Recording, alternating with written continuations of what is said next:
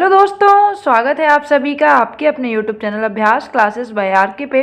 आज हम देखने वाले हैं यूपी पुलिस कांस्टेबल के कुछ बहुत ही इंपॉर्टेंट जीके के क्वेश्चन को। ये हमारे आने वाले एग्जाम के लिए बहुत ही ज़्यादा हेल्पफुल होने वाले हैं, इसलिए इसे लास्ट तक पूरा ज़रूर देख लीजिएगा। आइए स्टार्ट करते हैं और पहले क्वेश्चन को देखते हैं। तो जो हमारा पहला क्वेश्चन है, बिरजू महाराज का संबंध किस शास्त्रीय नृत्य से है? तो अगर बात करें बिरजू महाराज का, तो इसका राइट आंसर हो जाएगा कथक से। कथक के प्रसिद्ध नर्तक रहे हैं बिरजू महाराज जी। अगर बात करें कुछ और इम्पोर्टेंट जैसे कथकली के, तो कथकली के बल थोल नारायण मेनन जी प्रसिद्ध हैं। उदय शंकर, ये लोग कथकली के लिए बहुत ही अधिक प्रसिद्ध हैं, तो इसे ध्यान रखना है। कथक के और कौन कौन से लोग प्रसिद्ध हैं? जैसे बिरजू महाराज हैं, उसके बाद बिंदाजी महाराज, लच्छू महाराज, ये सभी लोग कथक के लिए प्रसिद्ध हैं। भरतनाट्यम की अगर बात करें तो रुक्मिणी देवी अरुंडेल, जो कि एक बहुत फेमस नाम है भरतनाट्यम के लिए। और इनके अलावा भी बहुत लोग हैं जैसे यामिनी कृष्णमूर्ति जी, सोनल मान सिंह, ये सभी लोग भरतनाट्यम के लिए प्रसिद्ध हैं। मणिपुरी की अगर बात करें तो इसमें प्रसिद्ध प्रमुख जो क्वेश्चन बनता है वो है झावेरी बहनों से। तो जो झावेरी बहनें हैं वो मणिपुरी नृत्य से संबंधित हैं। इनके अलावा शुक्र अमली सिंह जी, ये लोग मणिपुरी नृत्य के लिए प्रसिद्ध हैं। अगला क्वेश्चन देखते हैं। अगला हमारा है, भारत में किस राज्य में सर्वाधिक साक्षरता दर है? तो अगर बात करें तो इसका राइट आंसर हो जाएगा केरल। जो 2011 की जनगणना के अनुसार अगर बात करें तो साक्षरता दर सबसे अधिक केरल की है। अबाउट 94% साक्षरता दर है यहाँ की। इसके बाद मिजोरम की है, उसके बाद त्रिपुरा की है। तो दूसरे नंबर पे मिजोरम है और तीसरे नंबर पे त्रिपुरा है। अगला क्वेश्चन देखते हैं कि ब्रह्म समाज की स्थापना किसने की थी? तो बात करें ब्रह्म समाज की, तो स्थापना राजा राम मोहन राय जी के द्वारा की गई थी। और अगर बात करें तो स्वामी विवेकानंद जी के द्वारा बेलूर मठ की स्थापना की गई थी। तो ये भी बहुत इंपॉर्टेंट है, बहुत बार पूछा जाता है। बेलूर मठ की स्थापना किसके द्वारा की गई थी? स्वामी विवेकानंद जी के द्वारा की गई थी। स्वामी दयानंद सरस्वती जी के द्वारा किसकी स्थापना की गई थी? तो आर्य समाज की स्थापना स्वामी दयानंद सरस्वती जी के द्वारा की गई थी।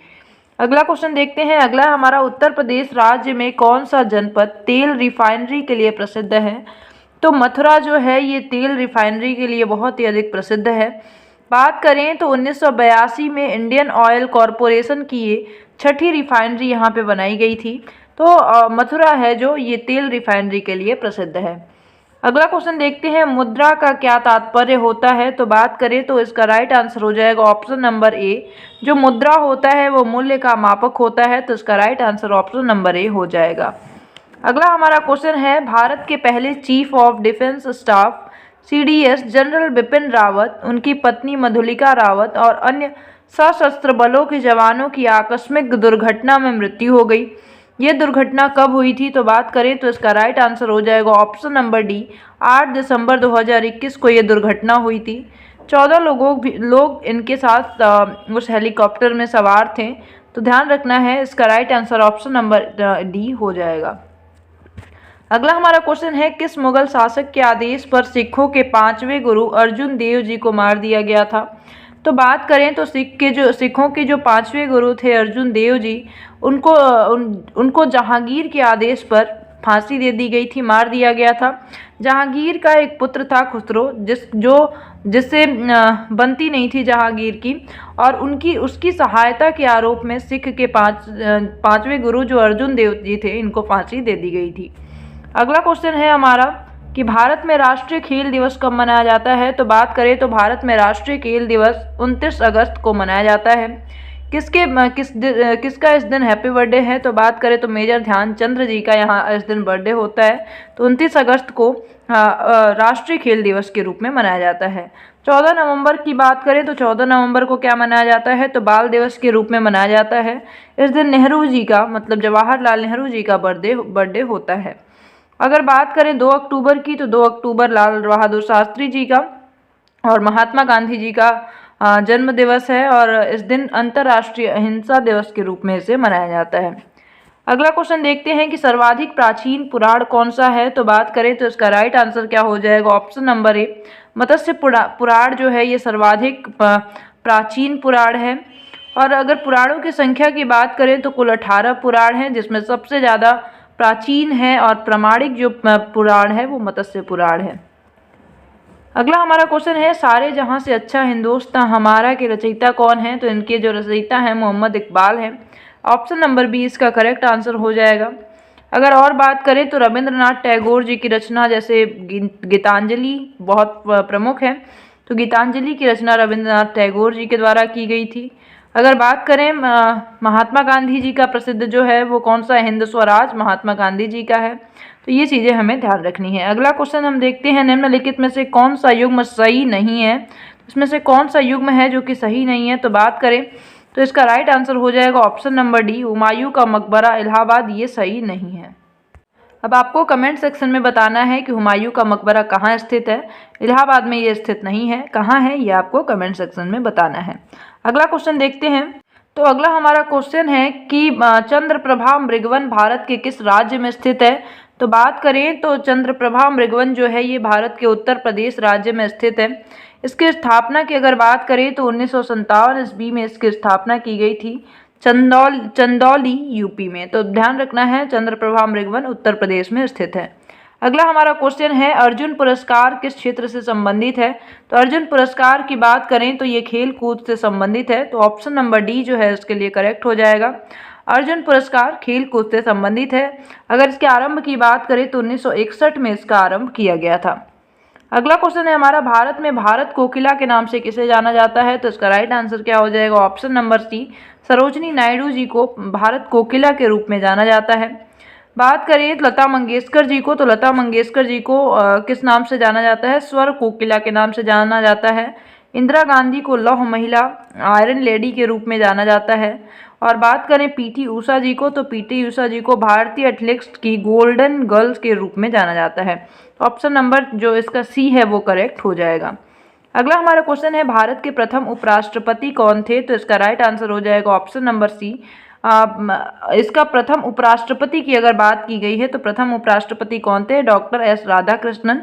तो ऑप्शन नंबर बी इसका करेक्ट हो जाएगा। पहले उपराष्ट्रपति थे एस राधाकृष्णन जी। अगर और बात करें डॉक्टर जाकिर हुसैन की, तो भारत के तीसरे राष्ट्रपति के रूप में कार्यरत रहे थे डॉक्टर जाकिर हुसैन जी। बीबी गिरी की बात करें तो बीबी गिरी जी भारत के चौथे राष्ट्रपति थे। अगर डॉक्टर बीडी जत्ती की बात करें तो ये 5वें उपराष्ट्रपति थे और बाद में ये राष्ट्रपति भी रहे थे। अगला क्वेश्चन देखते हैं। अगला हमारा क्वेश्चन है भारत के राष्ट्रपति अपना त्याग पत्र किसको संबोधित करते हैं? तो इसका राइट आंसर हो जाएगा ऑप्शन नंबर सी। किस आर्टिकल में लिखा गया है? तो ध्यान रखना है 56(2) जो ये आर्टिकल है इसके तहत कहा गया है कि जो भारत के राष्ट्रपति होंगे वो अपना त्यागपत्र उपराष्ट्रपति को सौंपेंगे। बात करें आर्टिकल 61 की, तो आर्टिकल 61 जो है ये भी बहुत इंपॉर्टेंट है, इसे ध्यान रखिएगा। आर्टिकल 61 के अंतर्गत ये कहा गया है, मतलब जो राष्ट्रपति हैं उन पे महाभियोग की जो बात कही गई है वो आर्टिकल 61 के तहत कही गई है। अगला हमारा क्वेश्चन है कि हैजा रोग से शरीर का कौन सा अंग प्रभावित होता है? तो हैजा रोग से आंत जो है, छोटी आंत सबसे ज़्यादा प्रभावित होती है। कोलेरा टॉक्सिन का उत्पादन विब्रियो कोलेरी के द्वारा किया जाता है, जिसकी वजह से छोटी आंत सबसे ज़्यादा प्रभावित हो जाती है। अगला हमारा क्वेश्चन क्या है कि 13 दिसंबर 2021 के अमेरिका की प्रतिष्ठित अंतर्राष्ट्रीय पत्रिका टाइम द्वारा किसको पर्सन ऑफ द ईयर 2021 हेतु नामित किया गया है? तो इसका राइट आंसर क्या हो जाएगा? Option number D, Elon Musk को किया गया है। अगला क्वेश्चन है हमारा मलेरिया की दवा क्विनैन किस वृक्ष से प्राप्त की जाती है? तो जो मलेरिया की दवा क्विनैन है वो सिनकोना के छालों से प्राप्त की जाती है। सिनकोना वृक्ष की छालों से प्राप्त की जाती है। अगला हमारा क्वेश्चन है भारत का सिलिकॉन वैली कहाँ पर स्थित है? तो भारत का सिलिकॉन वैली बेंगलुरु को कहा जाता है, क्योंकि यहाँ पे आईटी कंपनियाँ बहुत ज़्यादा हैं, मैक्सिमम है, और आईटी कंपनियों का योगदान निर्यात में 33% है। तो ध्यान रखना है आईटी कंपनियाँ बहुत ज़्यादा हैं। कहाँ पे? बेंगलुरु में इसे सिलिकॉन वैली के नाम से जाना जाता है। अगला हमारा क्वेश्चन है 12 दिसंबर 2021 को विश्व के पहले गैर सरकारी उपग्रह के प्रक्षेपण के 60 वर्ष पूरे हो गए। इस उपग्रह को निम्न में से किस नाम से जानते हैं? तो बात करें तो इसका राइट आंसर हो जाएगा option number A, Oscar first के नाम से इसको जाना जाता है। अगला हमारा क्वेश्चन है गोबर गैस में मुख्यतः कौन सी गैस होती है? तो बात करें गोबर गैस, जिसे बायोगैस के नाम से भी जाना जाता है, इसमें मीथेन की मात्रा सबसे ज़्यादा होती है। तो जो मीथेन होता है इसमें 75% होता है। अगला अपना क्वेश्चन देखते हैं कि राज्यसभा सदस्यता के लिए न्यूनतम आयु कितनी है। तो राज्यसभा सदस्यों के लिए जो न्यूनतम आयु है वो 30 वर्ष होती है। ध्यान रखना है ऑप्शन नंबर बी जो है इसका करेक्ट आंसर हो जाएगा। और इसके अगला क्वेश्चन देखते हैं। अगला हमारा क्वेश्चन क्या है, 8 दिसंबर 2021 को तमिलनाडु में कुन्नूर के निकट भारतीय वायुसेना के हेलीकॉप्टर दुर्घटना से संबंधित निम्नलिखित कथनों पर विचार करें। तो इसमें दो कथन दिए गए हैं। यह दुर्घटना MI-17V5 हेलीकॉप्टर से हुई। क्या ये बात सही है? बिल्कुल सही है। तो ऑप्शन नंबर जो पहला है बिल्कुल ही करेक्ट है। अगला है, इस दुर्घटना में जनरल बिपिन रावत के अलावा 11 अन्य सशस्त्र बलों के जवान शामिल थे। ध्यान रखना है 11 नहीं 14 लोग और शामिल थे। तो दूसरा गलत है लेकिन पहला बिल्कुल ही सही है। तो इसका ऑप्शन नंबर 1 जो है वो करेक्ट हो जाएगा। ऑप्शन नंबर 1 कथन सही है। अगला क्वेश्चन देखते हैं, कैलकुलेटर किस प्रकार की कंप्यूटर कार्य पद्धति पर कार्य करता है। तो बात करें अगर कैलकुलेटर की तो किस पद्धति पर कार्य करता है, तो इसका राइट आंसर क्या हो जाएगा? Option number C, digital computer पे काम करता है। तो ध्यान रखना है इसका राइट आंसर क्या हो जाएगा? ऑप्शन नंबर सी पे काम करते, सी इसका आंसर हो जाएगा। कैलकुलेटर डिजिटल कंप्यूटर पद्धति पर कार्य करता है। अगला हमारा क्वेश्चन है, वह ताप जिस पर कोई ठोस वस्तु अपनी ठोस अवस्था से द्रव अवस्था में परिवर्तित हो जाती है क्या कहलाती है? तो इसका राइट आंसर हो जाएगा ऑप्शन नंबर सी। वह ताप कौन सी होती है? तो गलनांक होती है। जैसे कि बर्फ है वो किस ताप पे पिघल रहा है तो उस ताप को क्या बोलेंगे? गलनांक बोलते हैं। अगला क्वेश्चन है, हाल ही में केन बेतवा नदी परियोजना हेतु वित्त पोषण तथा क्रियान्वयन को मंजूरी दी गई। इससे 103 मेगावाट जल विद्युत और 27 मेगावाट सौर ऊर्जा पैदा की जाएगी। इस परियोजना से कौन सा क्षेत्र लाभान्वित होगा? तो बात करें तो इस परियोजना से कौन सा क्षेत्र लाभान्वित होगा? तो ऑप्शन नंबर ए, बुंदेलखंड का जो रीजन है वो इससे लाभान्वित होगा। इसके अलावा उत्तर प्रदेश और मध्य प्रदेश क्षेत्र भी इससे लाभान्वित होंगे। तो ऑप्शन नंबर ए इसका करेक्ट आंसर हो जाएगा। अगला हमारा क्वेश्चन है, निम्न में से क्या कार्बोहाइड्रेट के स्रोत नहीं है? तो बात करें तो इसमें जो मुर्गा है ये कार्बोहाइड्रेट का स्रोत नहीं है। इसके अलावा आलू, दूध और अनाज सभी क्या है? कार्बोहाइड्रेट के स्रोत हैं, लेकिन मुर्गा नहीं है। तो ऑप्शन नंबर डी क्या हो जाएगा? इसका करेक्ट आंसर हो जाएगा। अगला हमारा क्वेश्चन है, उत्तर प्रदेश में लखनऊ मेट्रो के प्रथम चरण में कहां से कहां तक मेट्रो का चलाना प्रस्तावित है? तो बात करें तो इसका राइट आंसर हो जाएगा ऑप्शन नंबर सी, ट्रांसपोर्ट नगर से चारबाग तक ये योजना प्रस्तावित की गई है। तो इसका right answer option number C हो जाएगा। अगला अपना क्वेश्चन देखते हैं, कितने माप से अधिक ध्वनि को शोर का नाम दिया जाता है? ध्यान रखें 80 डेसिबल से जो अधिक की ध्वनि होती है उसे शोर कहा जाता है। तो ऑप्शन नंबर ए जो है बिल्कुल ही करेक्ट है। नेक्स्ट अपना क्वेश्चन देखते हैं, एक कंप्यूटर में स्टोरेज माध्यम की क्षमता की इकाई क्या होती है? तो स्टोरेज माध्यम की जो क्षमता की इकाई होती है वो बाइट होती है। तो ऑप्शन नंबर ए बिल्कुल ही करेक्ट है।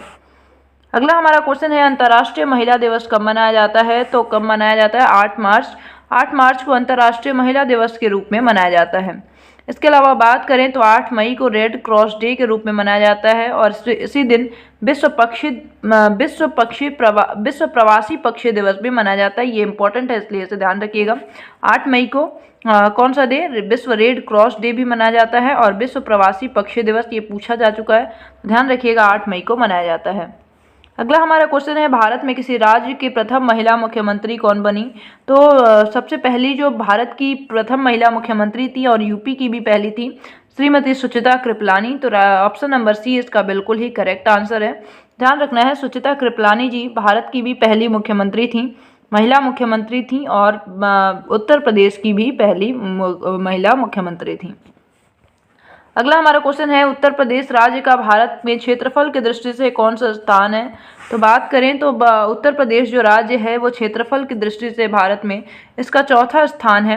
तो ऑप्शन नंबर डी जो है बिल्कुल ही इसका करेक्ट हो जाएगा। बात करें अगर तो संपूर्ण जो इसका क्षेत्रफल है वो कुल भारत के क्षेत्रफल का 7.33% है और सबसे पहले नंबर पे राजस्थान आता है, दूसरे पे मध्य प्रदेश और तीसरे पे महाराष्ट्र और चौथे नंबर पे यूपी आता है। किसके हिसाब से? क्षेत्रफल के हिसाब से। अगला हमारा क्वेश्चन है, निम्न में से किस व्यक्ति को सर्वप्रथम भारत रत्न से सम्मानित किया गया? तो बात करें भारत का जो सर्वोच्च पुरस्कार भारत रत्न है उसे सबसे पहले 26 जनवरी को दिया जाता है सबसे पहली बात, और इसे सबसे पहले सी राजगोपालाचारी जी को दिया गया था। सी राजगोपालाचारी जी को किस नाम से जाना जाता है? इसे आप कमेंट सेक्शन में जरूर बताइएगा। अगला क्वेश्चन देखते हैं। ये भी ध्यान रखना है कि भारत रत्न की शुरुआत जो थी 1954 से की गई थी। अगला हमारा क्वेश्चन है, भारत में नदी पर बना सबसे लंबा पुल कौन सा है? तो भारत में अगर सबसे लंबा पुल की बात करें तो महात्मा गांधी सेतु है जो गंगा नदी पर बना हुआ है, ये सबसे लंबा पुल है। तो ऑप्शन नंबर डी इसका बिल्कुल ही करेक्ट आंसर है। अगला हमारा क्वेश्चन क्या है कि किसी क्षेत्र की औसत जलवायु को जानने के लिए निम्न में से किसका योगदान नहीं होता है?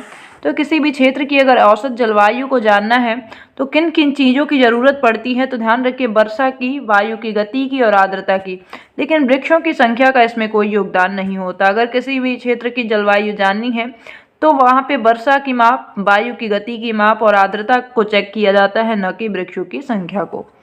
अगला क्वेश्चन देखते हैं और हमारा अंतिम क्वेश्चन आज का, उत्तर प्रदेश वन निगम कब स्थापित किया गया? तो उत्तर प्रदेश वन निगम की बात करें तो ये 25 नवंबर 1974 को स्थापित किया गया, इसकी स्थापना हुई थी। तो ऑप्शन नंबर ए बिल्कुल ही करेक्ट है। तो ये है कुछ बहुत इंपॉर्टेंट क्वेश्चन हैं। तो मिलते हैं ऐसे ही कुछ इंपॉर्टेंट क्वेश्चन के साथ अगली वीडियो में। तब तक के लिए bye bye, have a nice day, thank you so much.